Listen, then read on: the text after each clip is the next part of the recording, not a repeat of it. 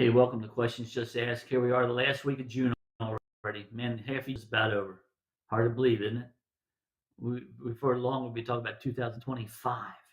Oh my gosh, it's crazy. Hey, you notice that the Sun City Bible Study will be not returning until September 11th. In the meantime, you can catch a little devotional on Monday mornings called Chaplain's Moment, Doctor's Call. And then we have Questions Just Asked. Now, listen, I'm also thinking about changing some things up. That I since the questions are running out, I don't want to have to go getting box questions. So I'm thinking about changing it up and morphing this into something else. So if you have any ideas of what maybe you might need, uh, send me an email, john@hopelowcountry.org, john@hopelowcountry.org, whether you want me to focus on proud world, relationship issues, communication, just let me know. And I might morph into being a more direct teaching longer than 7 minutes.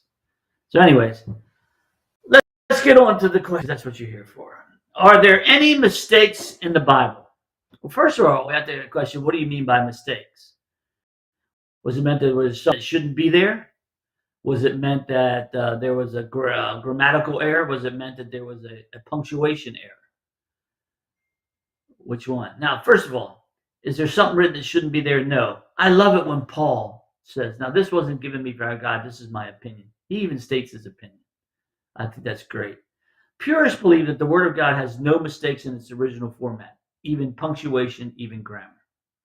I'm a purist. I believe that the original documents given us from God, by God, through man, have no errors. Now, that's the original documents. What about the other, such as interpretations and translations and rewriting the Bible in the different, like how do we get to English? The Latin Vulgate, were there errors? I think it's possible, yes. Let's also remember every translation, includes many theologians. To assume there's a mistake is hard to comprehend, but possible. You know, they're theologians, they're not teachers. But I think it's pretty clear that the basic Bible in its context is basically without error. But is it possible that there was error? Yeah, sure it is. To assume that there's a mistake is hard to comprehend, but it's possible. It's possible that, hey, not only that, but it's a teletype, and not a teletype, it's a printing press. It's computers. So somebody could have put a question or a comma or a period instead of a question mark. Anything is possible, and there are mistakes. But doesn't take away from the Word of God in its entirety.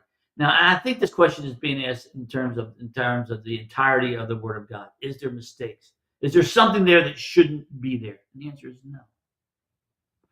No.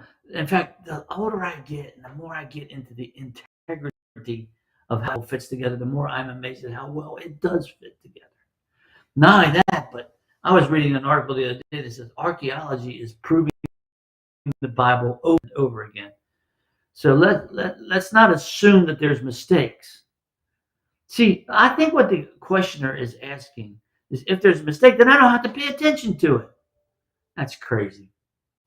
Absolutely 100% crazy.